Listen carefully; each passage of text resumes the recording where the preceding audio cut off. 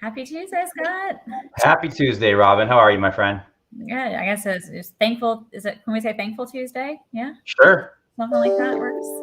We can say whatever you want. Gratitude Tuesday, Thankful Tuesday, Thanksgiving week. We can go any way you want.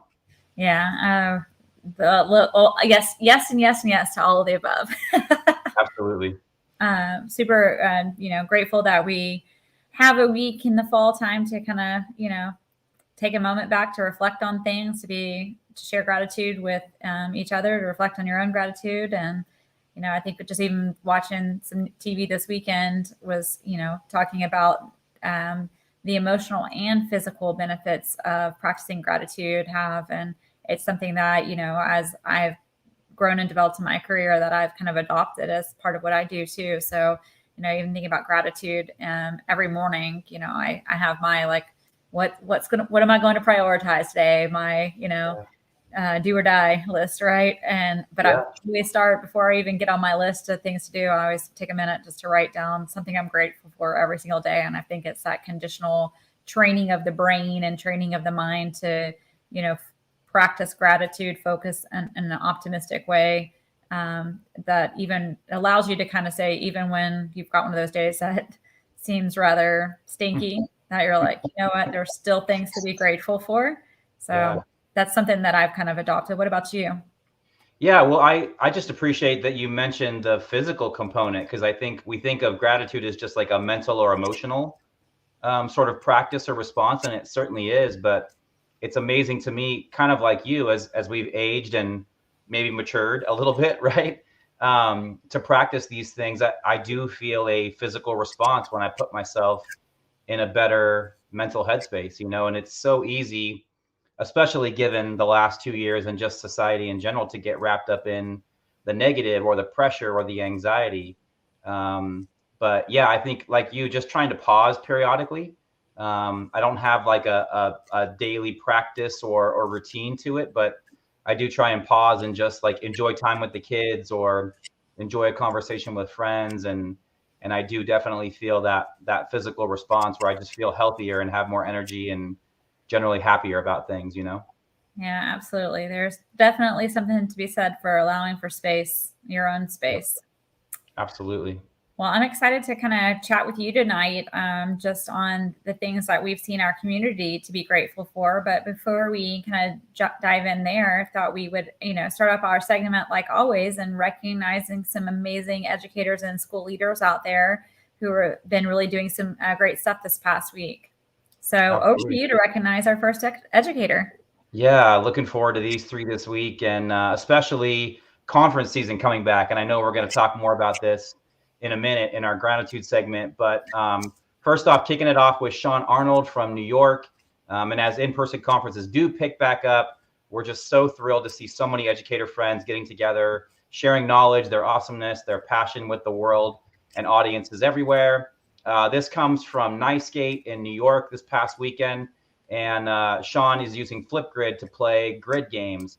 And I thought this was so cool. And I actually went to the conference program, and we're going to include the link to his resources in our Wakelet resources for this episode this week. So some really cool ideas about how to use Flipgrid and just how to bring gamification, a little bit more play into learning. So just thought that was a really cool example. And special thanks to Allie, of course, for sharing this. But kudos to Sean for the great work that he's doing. Yeah, I love the example of one educator sharing the great work of another educator, and that hitting another person via social media, and that just the amazingness just continues to flourish. So, Absolutely. thanks so much for the share, guys. Our next epic thing that we've seen really comes from Patrick McMillan. So, also another example that came out of NiceGate session that got a lot of love on social media was Patrick's session on Microsoft EDU Better Together, and it was really all about the flexibility allowed by Microsoft tools, incorporating multiple apps and being able to use things with Microsoft products along with YouTube and Desmos and Adobe and so many more different apps that you don't have to just choose a technology product and use it in isolation. There are ways that you can combine multiple tools and provide choice for students while still keeping them in a common platform and building some of that common language. So we've certainly seen a huge increase over the past few years of the number of apps and platforms that are continuing to interoperate and work together. And it's wonderful that educators have access to all these amazing tools so that they expose them to their students and give them the opportunity for student choice, and find the right tool to, have the student demonstrate their learning outcomes and successes. So I just want to say thanks to Sean, Patrick, and all the amazing educators who presented this past weekend at NYSCATE in New York. Props out to you, and keep those great shares coming for us. And looking forward to the spring with FETC and TCEA and NCCE and all the great educator conferences coming up. It's going to be awesome. Last up this week is Minecraft mentor extraordinaire and our good friend Mary Elizabeth Pearson from the state of Washington, sharing about Minecraft. Speaking of better together, Minecraft and coding and computer science and all these things, really just a wonderful relationship. And with Hour of Code coming up in the first full week of December, I thought this new Minecraft activity is just really, really cool. It's a simulation of going back in time in Minecraft to change history, basically. Really, really cool. I'm looking forward to actually playing with my son a little bit and seeing what he can do with this. But just another great example of integrating coding and computer science and Minecraft into the curriculum, and more of that gamification that we saw from Sean's post as well in his session. Really just does a great job engaging students and creating a much more dynamic and enjoyable classroom for all. So as you said, Robin, kudos to all these great educators, and keep sharing, keep tagging the show, keep tagging MIE Expert, Showcase School, and we look forward to featuring more epic educators in the weeks to come. Absolutely. I actually saw another really cool Minecraft activity this week by the first educator that we're going to talk about in a moment. But speaking of, Thanksgiving week and Minecraft, she actually had her students recreate the Macy's Day Thanksgiving Parade float, the big floats inside Minecraft, which I thought was super cute out there, letting the kids just get really creative and build their own Macy's Day Parade floats in Minecraft. So great. Some of the creative work going on out there is just awesome when teachers just take a step back and kind of let the students take over. It's really cool. Absolutely.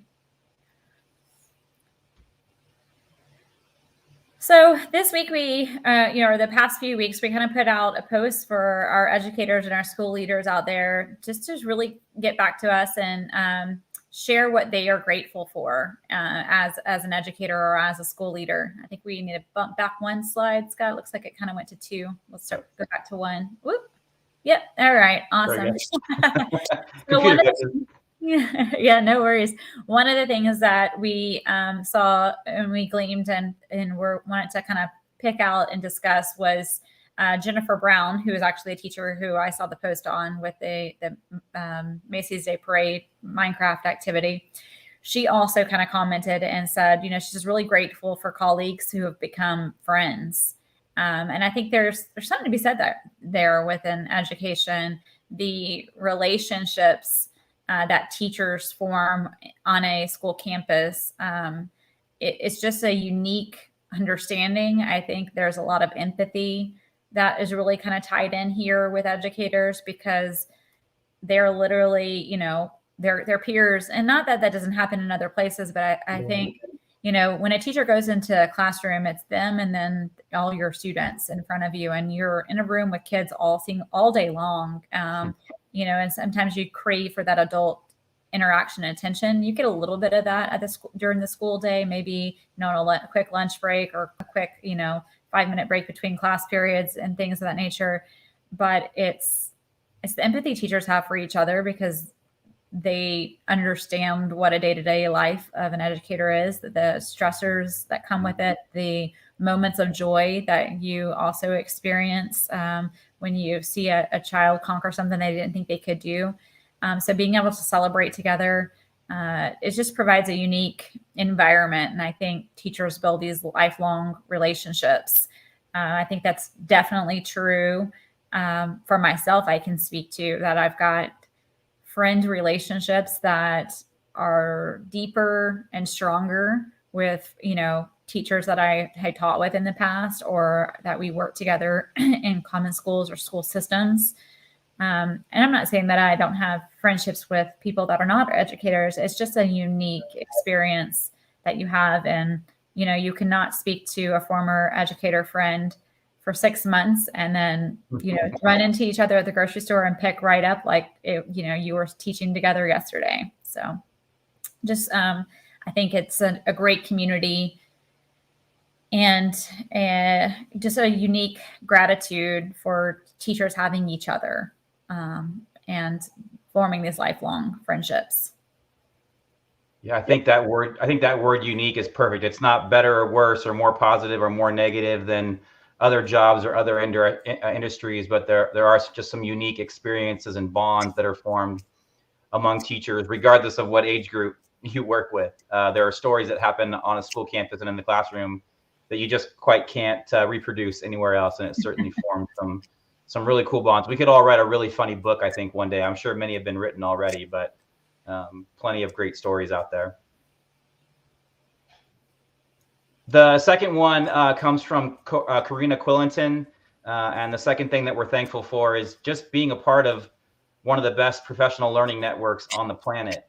And this not only includes, our community, MIE experts and showcase schools, but really just educators in general. And we've really seen this a lot over the last 2 years, how the global teaching community, not just in the States, but the global community has come together to really work together. And again, kind of piggybacking on the previous one, talking about friendships that are formed, I think nobody gets teachers like teachers.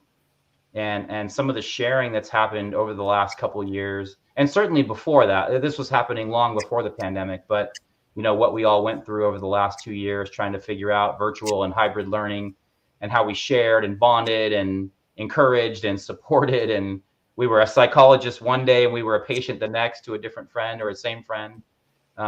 It really is just an amazing network of educators.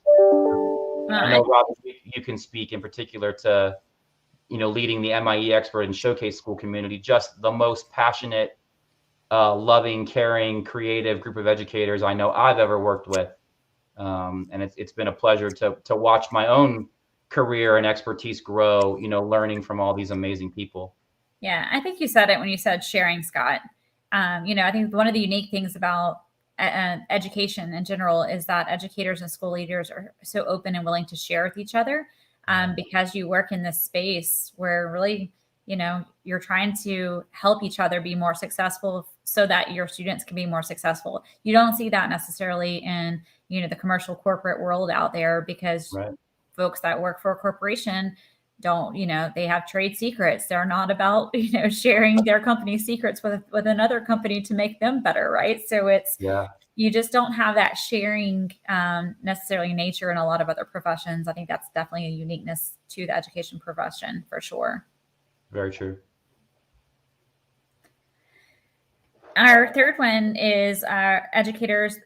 This one came from Katie Johns, and she was just talking about encouragement, and how there's nothing like a little encouragement from a friend, and we know educators everywhere could use a little bit of extra positivity and good energy in their lives. I think right now, when I'm hearing in general in our society and where we are is, something that they are calling the great reshuffling, right? Which folks are beginning to explore other career opportunities and, figure out if the job that they had is really the right job, or the company they work for is the right company to work for. So we have this massive shift of our workforce right now that's going on. Yeah. And education is not immune to that. I think there are a lot of folks currently in education who are also kind of listening in and trying to decide if this is where they want to be. And some of that may, some people know that this is not where they need to be, and some people definitely do. But I think if someone's on the fence of where they need to be or what they need to be doing next, I think this encouragement is what is so needed right now in education.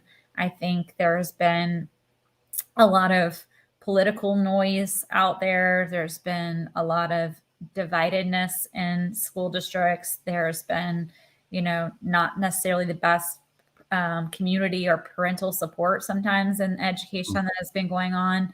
And while educators are juggling more today than they have ever in their careers, we just need to take a moment to step back. And as other educators, if you're listening in right now, like, just take a moment and encourage your peers, recognize the work that they're doing, that they are making a difference, and encourage them to, keep going, to find a bright spot, to find what they're grateful for each and every day. But I think there's a lot to be said about receiving encouragement, but then also giving encouragement to others.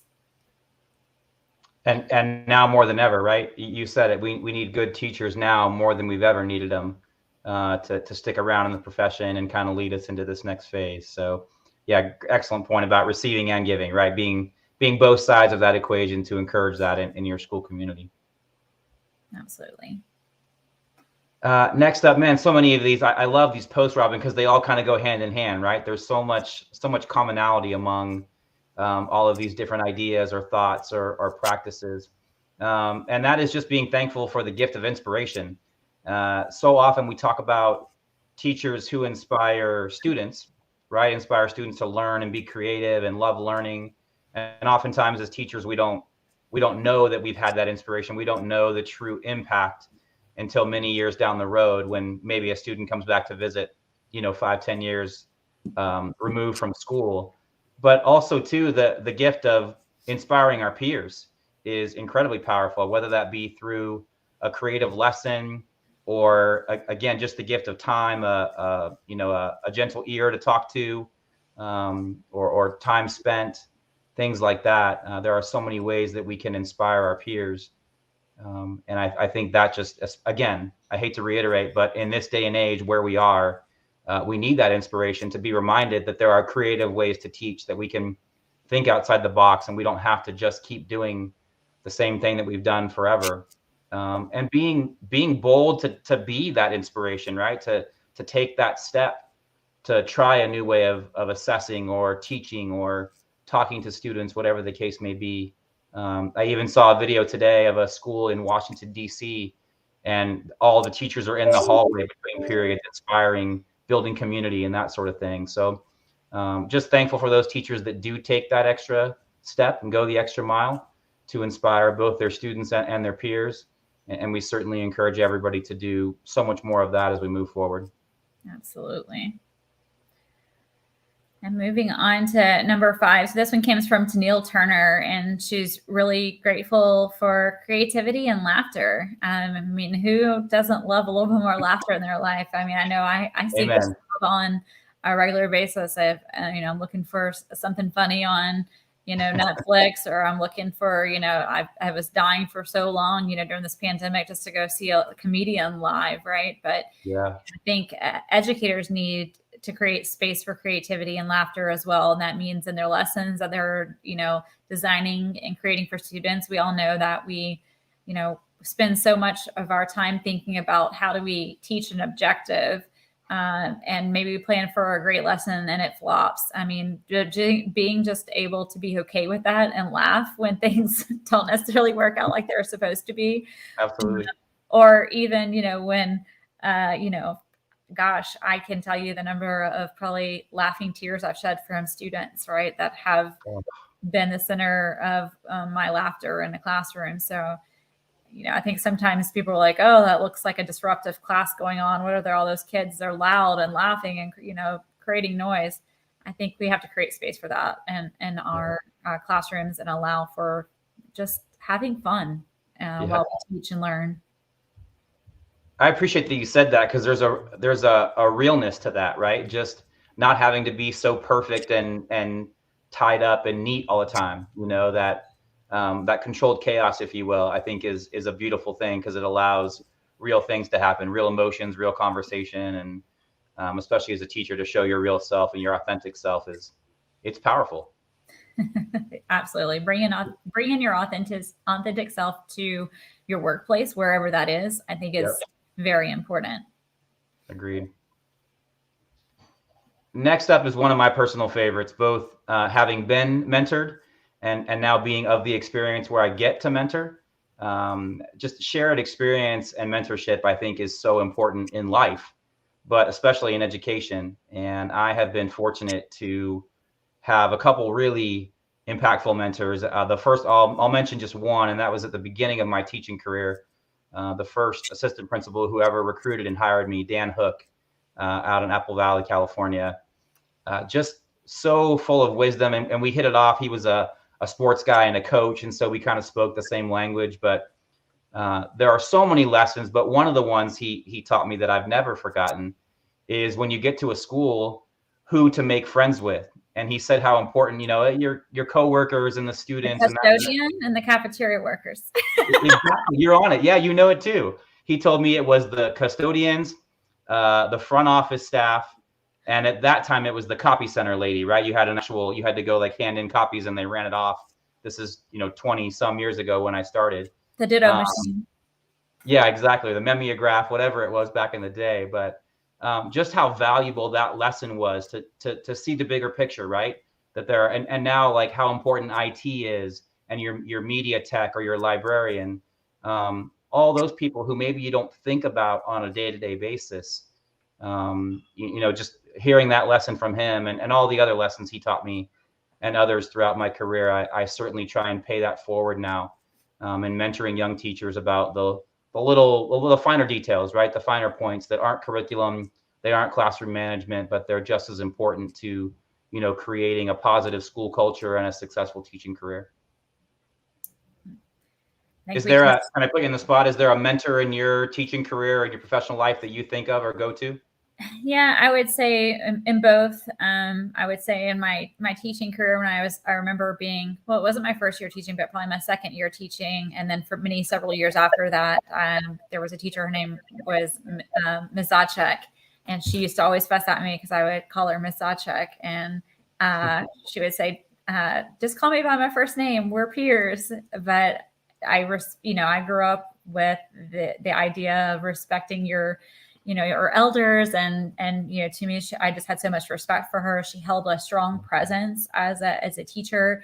She was so loving and kind to the students, but she also, stood her ground for what she believed in as an educator. She spoke up at faculty meetings.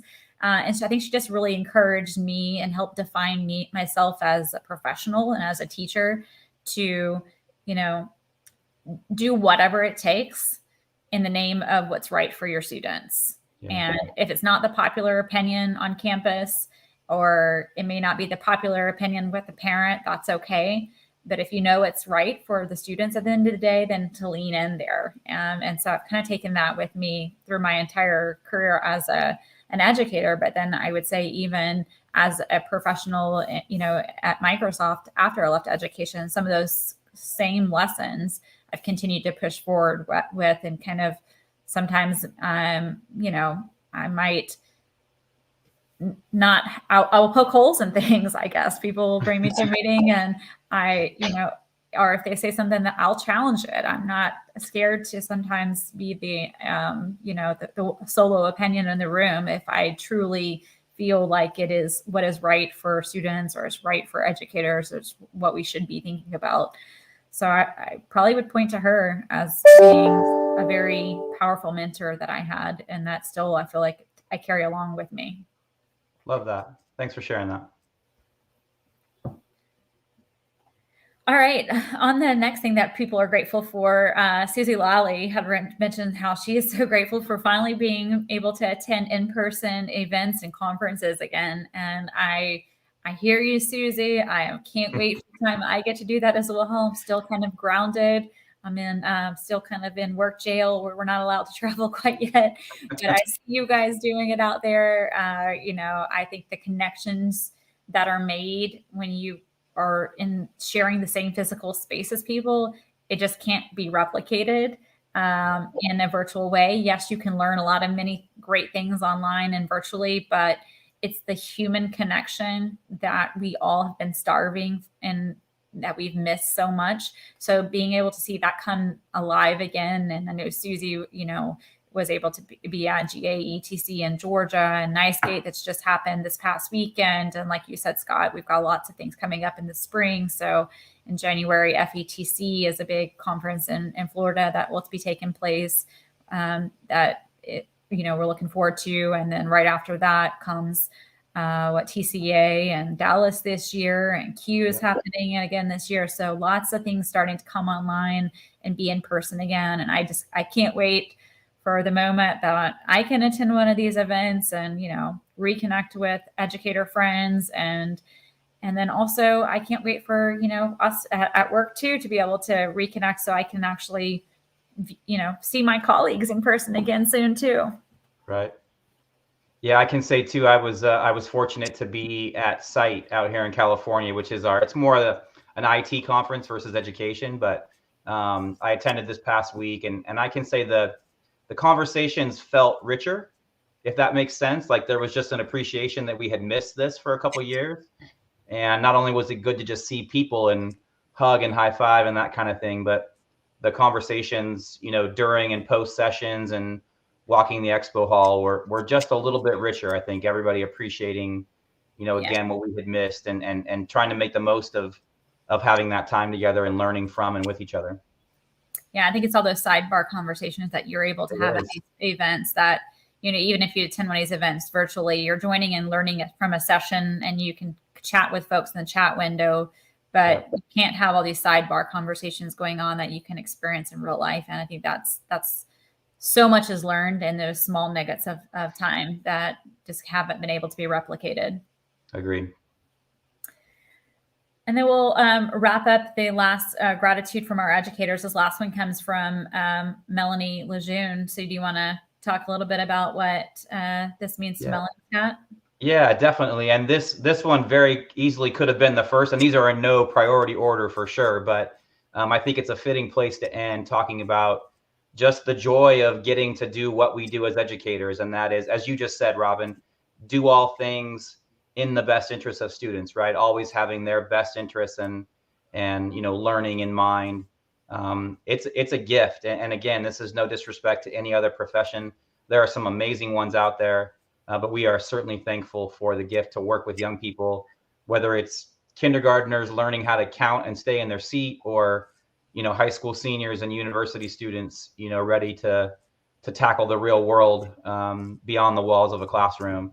The gift of mentoring and inspiring and working with young people is truly amazing. And I know I love it. I miss it full time, but I love it when I get to go back on a school campus and be around students, because there's just an energy on a school campus that you really can't replicate anywhere else. And the relationships that are built, the funny moments, as you alluded to in the past, those stories, I'm sure you and I could retell 20, 30 or more funny stories that happened in our career. But we certainly appreciate the gift. We don't take it for granted as educators, and we look forward to continuing to help the education system evolve and better serve students of all types, all learning levels, all age groups, all diversity, backgrounds, socioeconomic statuses, and the whole like as we move forward. So just very thankful for the gift of working with students.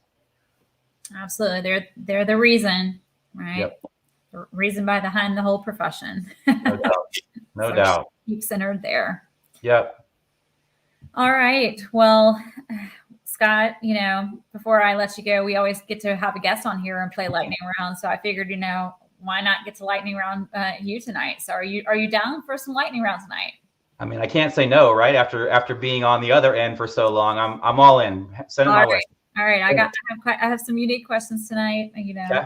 Some fast ones, and maybe a little bit more some thought-provoking ones. But we'll start off with the easy ones. Okay. Ham or turkey? Turkey. Okay. Stuffing or no stuffing? Stuffing, but not in the turkey, just on the side. Okay. Favorite Thanksgiving food? Definitely mashed potatoes and gravy. Mashed potatoes with gravy or and gravy? Mashed potatoes with gravy. And tons of like unhealthy stuff like butter and garlic salt and all the things. Excellent. All right. Now some non-Thanksgiving questions. Okay. What's the last book you read? I'm finishing it up right now. It's a book on neuroscience. Now you just Neuroteach. Sorry, Neuroteach. Nice. Fantastic, combining the latest brain research with classroom practices. I've got about a chapter or two to go, and I highly recommend it. It sounds like it needs to be added to my Christmas wish list. It's awesome. Well, and then while I have you, I just got another one that I'm going to start reading. Shameless plug. Gender in Our Brains. I actually thought of you when I bought this because it's another book, but about like gender misconceptions and things that we think are true and are not true. So I'm excited to dive into that one next. That's cool. That's another good read. Yeah, I think you and I have very similar reading taste. for sure. All right. What's the last series you binge watched? This is going to reveal a dark side of me, but it's You on Netflix. I don't know if you watched that one. I haven't watched it yet, but I've been recommended. So. Oh man, I've been every season. I just finished season 3, I think it is, or 4, 3 or 4, I can't remember. Okay. But I watched it in like 2 or 3 nights. Wow. Yeah. Well, I have a little dark side too, I guess. I'm currently watching the new season of Dexter and Squid Game. So, clearly a little bit of violence going on there. Yeah. All right. Here's one for you. This one. Okay. If you were a box of cereal, what would you be and why? Oh, this could go so many ways because I love cereal. I would say Fruit Loops. And bear with me, I'll explain a little bit. One, because I love sugar cereal. There's a whole story in my family how my sister and I never got sugar cereal when we were kids, but we adopted our younger brother who got sugar cereal. So there's all kinds of like family bitterness there. So that's one reason. But 2, as you know, I love fruity, colorful things, especially beverages. And I think, what's that? And clothes. And clothes. Yeah, as evidenced by pink shirt. I don't shy away from that. But I think just the multicolors, I think, describe me a little bit. Just a little bit of everything. I like to be different things. I don't want to be just one thing all the time. So I think you're well-rounded. You're not square. So I try and be well-rounded. A little rough around the edges sometimes, but yeah. Sometimes you're a broken Fruit Loop. Is that what you're saying? Your words, not mine. But you're not wrong. Okay. Who is the most influential person in your life to whom you're not related to? Oh man. I always love hearing our guests answer this. There are so many. I'm gonna say a former principal at Santa Margarita, the school I used to work at, Ray Dunn, is one of the first ones that comes to mind. There are many, by the way, and I'm going to get text messages from a few friends like Jason Mockerman and Josh Davis who think it's them, but we know it's not. Right. But no, Ray Dunn was just an amazing principal. He was our school leader when we started our one-to-one program, and while not a terribly tech savvy person himself, he trusted us and gave us, the full authority to lead the program and supported us the whole way. And the other piece I would mention is just he was always about students, as you said. He did every St. Patrick's Day. He got in front of the students and did an Irish jig. He would dance and perform at rallies in front of the students. He was just all students all the time and just a great man too. I really admire him and I'm thankful to call him a friend as well. All right. And we'll wrap up with a little gratitude. So what are you most grateful for? The people in my life, without a doubt. I'm nothing without the people, whether it's you and Jen and all of our friends in the MIEE group, my friends here locally, my college friends. I live 10 minutes from my 2 best friends from college, a married couple. I'm nothing without the people in my life. So it's definitely my friends and family for sure. Yeah, relationships matter. Yeah, both blood family and chosen family, equally important. I agree. Yeah. Awesome. Well, thanks for playing along lightning round tonight, Scott. You bet. I'm going to return the favor at some point. I promise you that. I'll start working on questions. No need to get anything too hard, No. We'll keep it easy. Don't worry about it. Love it. Well, I think we're going to be back here in a couple of weeks for our December episode. So December 7th, we'll be back on, and we're looking forward to having our next guest on, Dr. Carol Fletcher, who's going to be joining us from University of Texas. She's going to talk about a lot of the amazing work that she's been leading in the computer science world. We also have Hour of Code Week that's coming up in December, so lots of computer science initiatives. I can't wait to hear from Dr. Carol Fletcher and what she has been working on, not only just for the state of Texas, but just other initiatives that she's been leading as well. So, and so specifically, she's going to talk about some initiatives on increasing diversity in computer science and getting more teachers from a diverse background to become computer science educators. So I can't wait to hear and learn from her. Absolutely. Agreed. And don't forget, oh, go ahead, Robin. You're good. Sorry. Yeah, I guess we should. I was just going to say, you can always access this recording or any of our previous shows. They're always on demand. You guys can get to those on our YouTube channel. So if you just go to aka.ms/US Microsoft EDU Live, that'll take you to the YouTube channel. And then you can see both seasons of any of our previous episodes on demand. Or if you miss this one, you can watch it there as well. Yep. Awesome. Thanks, Robin. Great to be with you and have the space to ourselves. Look forward to bringing the guests back in a couple of weeks. But happy Thanksgiving to you and Mark and everybody. I hope everybody has a great and restful week for sure. Yeah, and to you as well, you, Megan, and the boys. I hope you have a great Thanksgiving break. I hope you take some time to relax, rest, recharge. Got a few more weeks until, we get to do a little holiday season break again. So just really grateful for the opportunity to have this show with you, Scott, reflect on things that, bring us joy each and every day. And just incredibly grateful for all those people that are viewing in or watching in and supporting our show. Seeing your comments and interacting with you makes this much more fun. So thank you. Agreed. Well said. Happy Thanksgiving, everybody. Have a great week, Robin. Happy Thanksgiving. Gobble, gobble. See you soon.